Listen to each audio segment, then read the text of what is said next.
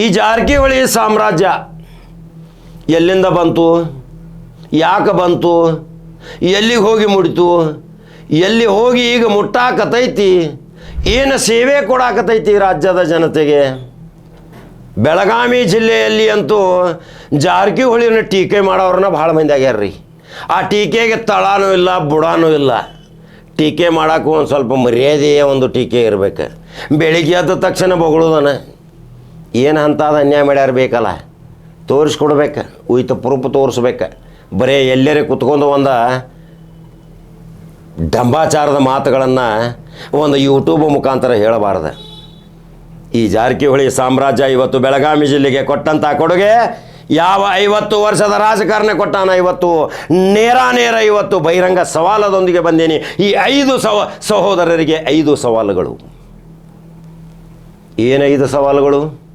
ಏನು ಕಾಕ, ಏನು 5 ಸವಾಲು ಹೇಳಕತ್ತಿ ಈ ಜಾರಕಿಹೊಳಿ ಸಾಮ್ರಾಜ್ಯಕ್ಕೆ? ಯಾಕೆ ಜಾರಕಿಹೊಳಿ ಸಾಮ್ರಾಜ್ಯನ ತುಳಿಯಾಕ ಬೆನ್ನತ್ತೀರಿ? ಜಾರಕಿಹೊಳಿ ಸಾಮ್ರಾಜ್ಯಕ್ಕೆ ಬೆಳಿಗ್ಗೆ ಎದ್ದು ಕೂಡ ಟೀಕೆ ಮಾಡಲ್ಲ, ಹೊಟ್ಟಿ ನಿಮ್ಮದ ಪಚನ ಆಗೋದಿಲ್ಲ, ತಿಂದ ಅನ್ನ ಜೀರ್ಣ ಆಗೋದಿಲ್ಲ. ಬೆಳಿಗ್ಗೆ ಎದ್ದ ತಕ್ಷಣ ಜಾರಕಿಹೊಳಿ ಹಿಂಗೆ ಮಾಡಿದರು, ಬಾಲಚಂದ್ರ ಹಂಗೆ ಮಾಡಿದರು, ರಮೇಶ್ ಹಿಂಗೆ ಮಾಡಿದರು, ಸತೀಶ್ ಹಿಂಗೆ ಮಾಡಿದರು, ಲಕ್ಕನ್ ಹಿಂಗೆ ಮಾಡಿದರು, ಹಂಗೆ ಮಾಡಿದರು, ಹಿಂಗೆ ಮಾಡಿದರು. ಏನು ಮಾಡ್ತಾರೆ ಮತ್ತು ಹೆಂಗೆ ಮಾಡ್ಬೇಕು, ಮತ್ತು ಹೆಂಗೆ ಮಾಡ್ಬೇಕು ಹೇಳ್ರಿ, ಏನೇನು ಮಾಡ್ಬೇಕು ಅನ್ನೋದು ಹೇಳ್ರಿ, ಸಲಹೆಗಳು ಕೊಡ್ರಿ. ಇವತ್ತು ಬೆಳಗಾವಿ ಜಿಲ್ಲೆ ಶಾಂತಿಯ ಸಂಕೇತದಿಂದ ಇವತ್ತು ಬದುಕಾಗತೈತೆ ಅಂದ್ರೆ ಅದಕ್ಕೆ ಜಾರಕಿಹೊಳಿ ಕುಟುಂಬನೇ ಕಾರಣ. ಅದನ್ನು ಸುವರ್ಣ ಅಕ್ಷರದಲ್ಲಿ ನೀವು ಬರ್ಕೋಬೇಕು. ಇವತ್ತು ಇಲ್ಲದ ಜನ 4 ಜನರನ್ನ MLA ಮಾಡಂಗಿಲ್ಲ ರೀ ಮನ್ಯಾಗ. ಒಂದು ನೇರವಾಗಿ MP ಮಾಡ್ಯಾರ. ಮಗಳ ನೋಡ್ರಿ ಹೆಂಗೆ ಕೆಲಸ ಮಾಡತ್ತಾಳೆ. ಇವತ್ತು 25-30 ವರ್ಷ ಏನು ಸೋಲ್ಸಕ್ಕೆ ಸಾಧ್ಯ ಇಲ್ಲ. ಈ ಸಾಮ್ರಾಜ್ಯನೂ 25-30 ವರ್ಷ ಬೆಳ್ಕೊತ ಹೋಗೋದು. ಮತ್ತು ಇನ್ನು 4-5 ಹುಡುಗರು ತಯಾರಾಗ್ಯಾರ. ಆ 4-5 ಹುಡುಗರು ಮತ್ತು MLA ಹಾಕಾರ 10-12 ಆಗ್ತಾರೆ. ಏನೂ ಮಾಡೋಕ್ಕೆ ಸಾಧ್ಯ ಇಲ್ಲ. ಇವತ್ತು ನೋಡ್ರಿ ಸಂಘ ಸಂಸ್ಥೆಯಲ್ಲಿ, ಇವತ್ತು ಅಭಿವೃದ್ಧಿಯಲ್ಲಿ, ಸಮಾಜ ಸೇವೆಯಲ್ಲಿ ಪ್ರತಿಯೊಬ್ಬ ಯುವಕ, ಪ್ರತಿಯೊಬ್ಬ ಅವರ ಮಕ್ಕಳು ಇವತ್ತು ದೇಶ ನೋಡುವಂಗೆ ಮಾಡಿದ ಒನ್ ಡೇ ಮ್ಯಾಚ್ ಇವತ್ತು ನೋಡಿದಿರಿ. ಇದೇ ವಾಲ್ಮೀಕಿ ಕ್ರೀಡಾಂಗಣದಲ್ಲಿ ಕ್ರಿಕೆಟ್ ಆಯಿತು. ಯಾವ ರೀತಿ ಕ್ರಿಕೆಟ್ ಆಯಿತು, ಎಲ್ಲೆಲ್ಲಿಂದ ಟೀಮ್ಗಳು ಬಂದು. ಇಂಥವೆಲ್ಲ 50 ವರ್ಷ ಅಥವಾ 30 ವರ್ಷದಿಂದ ರಾಜಕಾರಣದಲ್ಲಿ ಯಾರು ಮಾಡಿದಿರಿ, ಯಾರ್ಯಾರು ಶಾಸಕರಿದ್ದೀರಿ, ಆವಾಗ ಇಂಥ ಕ್ರೀಡೆಗಳು, ಮನರಂಜನೆಗಳು, ಸಮಾಜ ಸೇವೆಗಳು ನಡೆದಿದ್ದು. ಏನಾಗಿತ್ತು ಕೊರೋನಾದಲ್ಲಿ ಪರಿಸ್ಥಿತಿ? ಉಸಿರಾಟದ ತೊಂದರೆಯಿಂದ ಜೀವ ಮರಣದ ಜೊತೆ ಹೋರಾಟ ಮಾಡಾಕತ್ತಿದ್ರಿ. ಮನೆಗೆ ಮಷಿನ್ಗಳು ಬಂದು ಯಾರು ಕೊಟ್ಟರು? ಸಿಲಿಂಡರ್ಗಳನ್ನ ಕೊಟ್ಟರು. ಯಾರು ಕೊಟ್ಟರು? ಅದೇ ಪುಣ್ಯಾತ್ಮ ಸತೀಶ್ ಜಾರಕಿಹೊಳಿ ಕೊಟ್ಟ. ನೆನಪು ಮಾಡ್ಕೋಬೇಕು. ನಮ್ಮ ಜೀವ ಉಳಿತು. ನಮಗೆ ಆಪತ್ಕಾಲಿನಲ್ಲಿ ಆಪತ್ ಬಾಂಧವನಾಗಿ ಬಂದಂಥ ಈ ಸತೀಶ್ ಜಾರಕಿಹೊಳಿ ಬಗ್ಗೆ ನೀವು ಟೀಕಾ ಮಾಡ್ತೀರಿ, ನಾಚಿಕೆ ಇಲ್ಲ. ರಮೇಶ್ ಜಾರಕಿಹೊಳಿ ಬಗ್ಗೆ ಟೀಕಾ ಮಾಡ್ತೀರಿ. ಏನು ಅನ್ಯಾಯ ಮಾಡ್ಯಾನ ರಮೇಶ್ ಜಾರಕಿಹೊಳಿ, ಏನು ಅನ್ಯಾಯ ಮಾಡ್ಯಾನ ಆ ಬಾಲಚಂದ್ರ ಜಾರಕಿಹೊಳಿ, ಏನು ಅನ್ಯಾಯ ಮಾಡ್ಯಾನ ಆ ಭೀಮ್ಸಿ ಜಾರಕಿಹೊಳಿ, ಏನು ಅನ್ಯಾಯ ಮಾಡ್ಯಾನ ಆ ಲಕ್ಕಣ್ಣ ಜಾರಕಿಹೊಳಿ. ಬೆಳಗಿಂದ ಎದ್ದ ತಕ್ಷಣ ಜನರ ಸಾಲು ಯಾಕೆ ಹೋಗಿ ನಿಂದಿರ್ತೀರಿ? ಅಲ್ಲಿ ತಮ್ಮ ದುಮ್ಮ ಅಂತ ಹೋಗ್ತೀರಿ.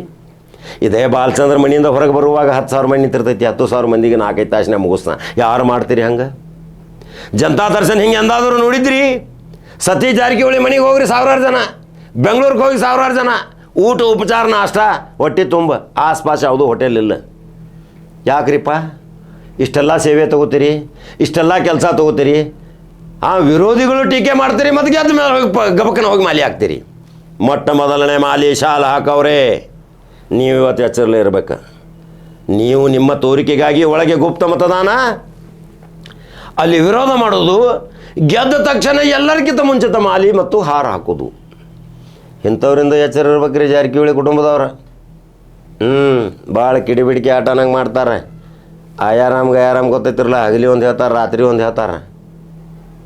ಈ ಕುಟುಂಬಕ್ಕೆ ಕಲಂಕ ತರುವ ಸಲುವಾಗಿ ನೀವೇನು ಪ್ರಯತ್ನ ಮಾಡಕತ್ತೀರಿ? ಏನೂ ಸಾಧ್ಯವಿಲ್ಲ. ಇದೇ ಬೆಳಗಾವಿ ಜಿಲ್ಲೆಯಲ್ಲಿ 4-5 ಜನ ಬೆಳಗಿಂದ ಸಾಯಂಕಾಲವರೆಗೆ ಜಾರಕಿಹೊಳಿ ವಿರುದ್ಧ ಹೇಳ್ರ ಇಲ್ಲ. ತಿಂದದ ಅನ್ನ ಜೀರ್ಣ ಆಗೋದಿಲ್ಲ. ಅವ್ರಿಗೆ ನಾಚಿಕೆನಿಲ್ಲ. ಜನ ಭಾಳ ಜಾಗೃತರದಾರ. ಮತ್ತು 50,000ದಿಂದ ಎಮ್ಕನ್ ಮಾಡ್ಯಾಗ ಆರಿಸ್ತಾರ. ಇದೇ 30-40,000ದಿಂದ ಅರ್ಬಾಯಿಂದ ಆರಿಸಿ ಬರ್ತಾನೆ ಬಾಲಚಂದ್ರ. ಇದೇ ರಮೇಶ್ ಜಾರಕಿಹೊಳಿ ಮತ್ತು 30-35,000ದಿಂದ ಆರಿಸಿ ಬರ್ತಾನೆ. ಇನ್ನು 4 ಅದಾವ್ರಿ. ಇನ್ನು 4 28ಕ್ಕೆ 4 ಮಂದಿ ಶಾಸಕರಾಗ್ತಾರೆ. ಕ್ಷೇತ್ರಗಳು ಆಯ್ಕೆ ಮಾಡ್ಯಾರ. 1 ಸಮೀಕ್ಷೆ ಆಗೈತಿ, 2ನೇ ಸಮೀಕ್ಷೆ ಆಗೈತಿ, 3ನೇ ಸಮೀಕ್ಷೆ ನಂದೊಂದು ಆಗ್ತೈತಿ, 4ನೇ ಸಮೀಕ್ಷೆ ಅವ್ರದ್ದು ಟೀಮ್ದಿಂದ ಆಕೈತಿ. ಅಲ್ಲಿ ಟಿಕೆಟ್ ಫೈನಲ್ ಆಕೈತಿ. 25,000 ಕಟ್ಟಿಟ್ಟು ಬುತ್ತಿ ಬರ್ಕೋರಿ. ಯಾವ ಜಿಲ್ಲೆಯಲ್ಲಿ ಹೋದರೂ ಸಹಿತ ಎಂಥ ಬಾಗಲಕೋಟೆಯಲ್ಲಿ ಹನಾನಿ, ಬಾಗಲಕೋಟೆಯಲ್ಲಿ ನಾವು ಗೆದ್ದೇ ತೀರ್ತೀವಿ. ಅಡ್ವಾನ್ಸ್ ಪಟಾಕ್ಷಿ ಗುಲಾಲ್ ಹಾರಿಸಿದವರು ಸೋತು ಸುಣ್ಣಾಗಿ ಹೋದರು. ಹಿಂದೂ ಮುಸ್ಲಿಂ ಜಾತಿ ಬೆಂಕಿ ಹಚ್ಚೋದು ಬಿಟ್ಟರೆ ಮತ್ತೇನೂ ಇಲ್ಲ. ನೋಡ್ರಿ ಇಲ್ಲಿ ಬೆಳಗಾವಿ ಜಿಲ್ಲೆಯಲ್ಲಿ ಯಾವ ಹಿಂದೂ ಮುಸ್ಲಿಂ ಜಾತಿ ದಂಗೆ, ಎಲ್ಲರದ ಬಾಲ್ ಕಟ್, ಜಾತಿ ಭೇದ ಮಾಡೋಂಗಿಲ್ಲ. ಇವರು ಹಿಂದುಳಿದ ನಾಯಕರು ಬೆಳಿಬಾರ್ದೇನ್ರಿ? ಈ ಹಿಂದುಳಿದ ನಾಯಕರು ಇವತ್ತು ಭಾರತದ ಪ್ರಧಾನಮಂತ್ರಿ ಆಗುವಂಥ ಯೋಗ್ಯತೆ ಇವರಲ್ಲಿ ಐತಿ. ಇನ್ನು ಕೆಲವು ಕಾಲ ಕಾಕೋತಕೊಂಡ್ರಿ ಇಂಥ ಪರಿಸ್ಥಿತಿ ಬರ್ತೈತಿ. ಈ ಮುದ್ದಿನ ಮಗಳೇ ಇವತ್ತು ದೇಶವನ್ನು ಆಳ್ತಾಳ, ಆಕಿನ ಕಾಲ್ಗುಣದಾಗ ಭವಿಷ್ಯ ಐತಿ. ಬರ್ಕೋರಿ, ಅದೇ ಪ್ರಿಯಾಂಕಾ ಜಾರಕಿಹೊಳಿ. ಎಷ್ಟು ಸೌಮ್ಯ ಸ್ವಭಾವ. ಭೇಟಿಯಾಗಿದ್ದೀರಿ ಒಮ್ಮೆ? ಭೇಟಿಯಾಗಿರಿ ಆ ಮಗಳನ್ನ? ಯಾವಾಗಲೂ ದೂರದಿಂದ ಟೀಕಾ ಪ್ರಹಾರ ಮಾಡೋಕ್ಕಿಂತಲೂ ಆಮನೆ ಸಾಮನೆ ಕೂತು ಅವ್ರದ್ದು ಚರ್ಚೆ ಮಾಡಬೇಕು. ಅವರಲ್ಲಿ ಏನು ಗುಣ ಐತಿ, ಹೆಂಗೆ ಸಹಾಯ ಸಹಕಾರ ಕೊಡ್ತಾರ. ಇದೇ ರಸ್ತೆಯಲ್ಲಿ ಒಂದು ಬ್ರಿಡ್ಜ್ ಹಾಕೋ ಒಂದು ಸ್ವಲ್ಪ ಪ್ರಾಬ್ಲಮ್ ಆಗತ್ತೈತಿ ರೀ ಸತೀಶ್ ಸಾವ್ಕಾರ ಅಂತಂದಾಗ, ಬ್ರಿಡ್ಜನ್ನೇ ರಾತ್ರಿ ಚೇಂಜ್ ಮಾಡಿ ಹೊಸ ಬ್ರಿಡ್ಜ್ ಕಟ್ಟಂತ ಇತಿಹಾಸ ದಾಖಲೆ ಮಾಡಿದಂಥ PWD ಮಿನಿಸ್ಟರ್ ಹೆಸರಿಡ್ತೀರಿ. ಸಾಲಿಗೆ ಹೋಗಾಕ ಹಾದಿ ಇದ್ರಿಕಿಲ್ಲ. ಇದೇ ಮಂಗಳೂರಿನಲ್ಲಿ ಕರಾವಳಿ ಪ್ರದೇಶದಲ್ಲಿ ರಾತ್ರಿ ಹೋಗಿ ಅಲ್ಲಿ ನಿಂತು ಅಲ್ಲಿ ಶಾಸಕರನ್ನ ವಿಶ್ವಾಸಕ್ಕೆ ತೆಗೆದುಕೊಂಡು ರಾತ್ರಿ ಬ್ರಿಡ್ಜ್ ತಯಾರು. ಮಕ್ಕಳು ಇವತ್ತು ಇಷ್ಟು ನಡೆದನ್ನ ನೀರಿನಲ್ಲಿ ಹೋಗ್ತಿದ್ರು, ಇವತ್ತು ಬ್ರಿಡ್ಜ್ ಮೇಲೆ ಹೊಂಟಾರ. ಅಭಿವೃದ್ಧಿ ಅಲ್ರಿ? ಎಲ್ಲಿ ಮಂಗಳೂರು, ಎಲ್ಲಿ ಗೋಕಾಕ್? ಯಾಕೆ ಮಾಡಬೇಕಾಗಿತ್ತು ಸತೀಶ್ ಜಾರಕಿಹೊಳಿ? ಇದೇ ಜಲಸಂಪನ್ಮೂಲ ಮಂತ್ರಿ ಇದ್ದಾಗ ರಮೇಶ್ ಜಾರಕಿಹೊಳಿ ಸಾವಿರಾರು ಕೋಟಿ ರೂಪಾಯಿ ಯೋಜನೆಗಳನ್ನ ತಂದ. ಆ ಯೋಜನೆಗಳಿಂದ ಜನಪ್ರಿಯ ಆಗತಾನೆ, ಮುಖ್ಯಮಂತ್ರಿ ಆಗತಾನೆ ಅಂತೇಳಿ ತಂದ್ರಿ ಒಂದು ಅಟಂಬಾಂಬ್ ಷಡ್ಯಂತ್ರ. ಅದ್ರಾಗೂ ಫೇಲ್ ಆದ್ರಿ. ಕಲಂಕ ಹಚ್ಚುವಾಗ ನೀವು ಮುಂದೆ, ಆದ್ರೆ ಆ ಮಷೀನ್ ನಿಮಗೆ ಮೊದಲು ಹತ್ತಿರ್ತೈತಿ. ನೋಡ್ಕೋರಿ, ಇವರ ಭವಿಷ್ಯ ಉಜ್ವಲ ಐತಿ. ಇವರಿಗೆ ಯಾರು ಅಲ್ಗಾಡ್ಸಕ್ಕೆ ಸಾಧ್ಯ ಇಲ್ಲ. ಇವರ ರಾಜಕೀಯ ರಥ ಸತತವಾಗಿ ಓಡ್ಕೋತ ಹೋಗುತ್ತೈತಿ. ಈ ಕಡಕ ಜವಾರಿ ಕಾಕ ಯಾವಾಗಲೂ ಅವ್ರ ಪರವಾಗಿ ಯಾಕೆ ಹೇಳ್ತಾನ ಅನ್ನೋದು ಒಂದು ನಿಮ್ಮ ತಲೆಯಾಗಿ ಹೊಡ್ತಿರ್ಬೇಕ್ರಲ್ಲ. ಕಮೆಂಟ್ ಹಾಕ್ತಿರಲ್ಲ, ಕಮೆಂಟ್ ಹಾಕಕ್ಕೆ ಭಾಳ ಶಾಣ್ಯಾರಲ್ಲ ನೀವು. ನಕಲಿ ಕಮೆಂಟ್ಗಳು ಅದು ಅಂದ್ರೆ ಶನಿ ಸಂತಾನ ಕಮೆಂಟ್ಗಳು. ಒರಿಜಿನಲ್ ಹೆಸರುಗಳು ಹಾಕಿ ಕಮೆಂಟ್ ಹಾಕಬೇಕಾ. ಟೀಕೆ ಮಾಡೋರು ಕಮೆಂಟ್ಗಳು ಯಾರು ಹಾಕ್ತಿರಲ್ಲ ಅವರು ಒರಿಜಿನಲ್. ಸುಳ್ಳು ಕಮೆಂಟ್ ಹಾಕಿದ್ರೆ ನಾವೇನು ಮಾಡೋಣ್ರಿ? ಅವರ ಏಳಿಗೆ ಸಹಸಾಕಾಗ್ವಾತ್, ಅವ್ರ ಬೆಳವಣಿಗೆ ಸಹಸಾಕಾಗ್ವಾತ್, ಏನೇನೋ ಮಾಡಿ ವಾಮತಂತ್ರಗಳನ್ನ ಮಾಡಿ ನೀವು ಪ್ರಯತ್ನ ಮಾಡಿದಿರಿ. ಆದರೂ ಗೆಲುವಿನ ಕುದುರೆಗಳು ಗಾಡಿ ಮೇಲೆ ಬರ್ಕೋರೆತ್ತಾರ, ನಾ ಗೆದ್ದ ಬರ್ತಾನಂತೇಳಿ ಯಾರು ಚಾಲೆಂಜ್ ಮಾಡ್ತಾರೆ?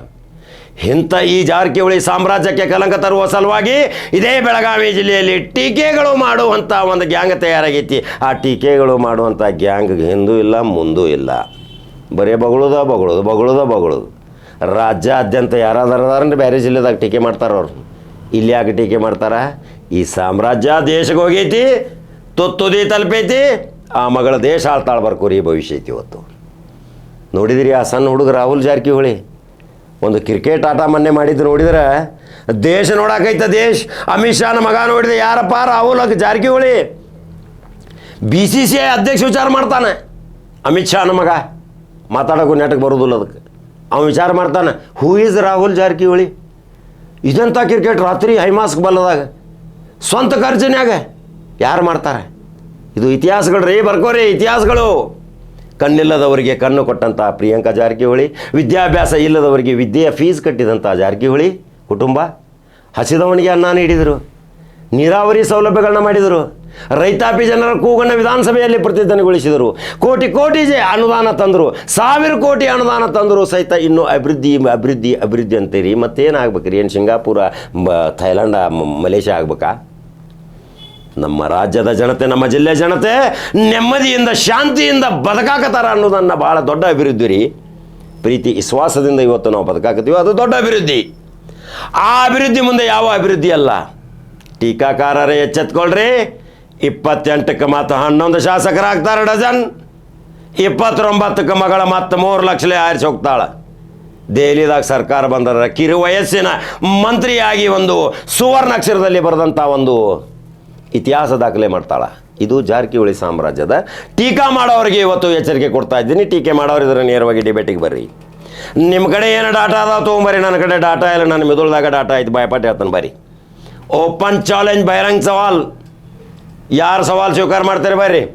ಎಲ್ಲಿ ಬಾ ಅಂತಾರೆ ಅಲ್ಲಿ ಬರ್ತೇನೆ, ಮೈದಾನದಾಗ ಬಾ ಅಂದ್ರೆ ಮೈದಾನದಾಗ ಬರ್ತೇನೆ, ಸ್ಟುಡಿಯೋಗೆ ಬಾ ಅಂದ್ರೆ ಸ್ಟುಡಿಯೋಗೆ ಬರ್ತೀನಿ. ನನ್ನ ಮೆದುಳೇ ನನ್ನ ಡಾಟಾ. ನಿಮ್ಮ ಕಡೆ ಏನು ಡಾಟಾ ಅದ ತೊಗೊಂಬರ್ರಿ. ಆ ಟೀಕೆಗಳಿಗೆ ಉತ್ತರ ಕೊಡೋ ಶಕ್ತಿ ನನ್ನಲ್ಲಿ ಐತಿ. ಹಾಗಾದ್ರೆ ಯೂಟ್ಯೂಬ್ದಾಗ ಬಡ ನೋಡಿರಿ ಕಡಕ ಜವಾರಿ ಕಾಕ ಅಂದ.